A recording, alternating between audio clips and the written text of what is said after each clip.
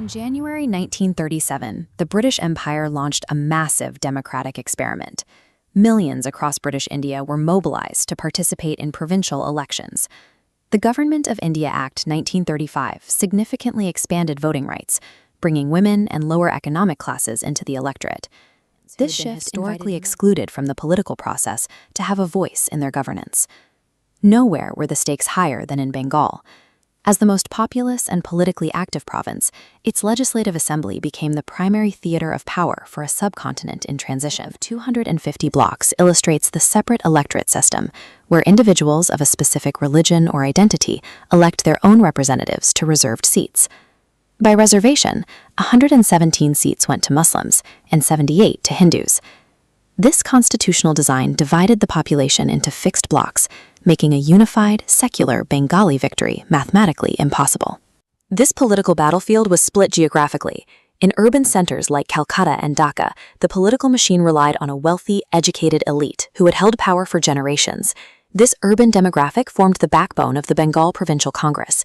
Under the leadership of Sharat Chandra Bose, the Congress remained deeply skeptical of the 1935 Act, even as they campaigned to control the new assembly. Their primary opposition was the Muslim League. Led by Khwaja Nazimuddin and M.A. Jinnah, the League sought to unify the Muslim vote, focusing its energy on representing the interests of the Urdu-speaking elite and the landed gentry. But in the rural fields, a third force emerged. A.K. Fazlul Huq and his Krishak Praja Party bypassed the elites entirely. Huq traveled from village to village, speaking in local Bengali dialects to mobilize the peasantry against the establishment that had long exploited them. For these millions of rural voters, the 1937 election was about more than ideology. It was a direct class war for survival against the powerful landlord establishment. The final results left the province in a deadlock. The Congress won 54 seats, the Muslim League took 43, and Huq's party secured 36. This created a hung assembly, where no single political party had enough seats for an absolute majority.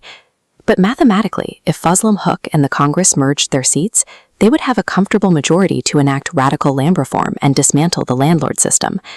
But the Central Congress leadership, led by Jawaharlal Nehru, refused. They were committed to a policy of total non-cooperation with the British, directing their provincial branches to stay out of any coalition formed under colonial oversight. This decision left Huq isolated. Without the support of the Congress, his populist movement was paralyzed, unable to govern the very peasants who had just handed him a mandate. Out of desperation, Huq formed an alliance with his ideological enemies. He entered a coalition with the landlord-dominated Muslim League to secure the premiership, effectively joining forces with the very elite he had campaigned to overthrow.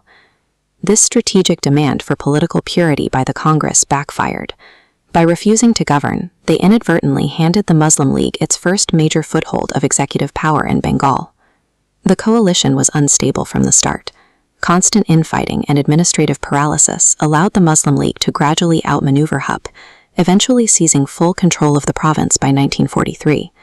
This political dysfunction had a human price. When wartime disruptions hit, the fractured administration failed to respond, leading to the 1943 Bengal famine. Millions perished in what remains a catastrophic failure of governance. In the wake of the famine, the political ground shifted. The economic class issues that defined the 1937 election vanished, replaced by a desperate, religious-based survivalism as the population lost faith in the state. Hussain Shahid Suhrawardi inherited this fractured landscape. He rose to lead the final government of undivided Bengal, presiding over a province that was already beginning to tear itself apart. By 1947, the chain reaction was complete. Bengal was physically divided along the same religious lines established 10 years earlier, resulting in one of the largest and most violent migrations in human history.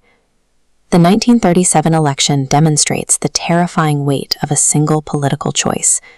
A rigid refusal to compromise at a critical turning point triggered a 10-year domino effect that fractured a whole nation forever.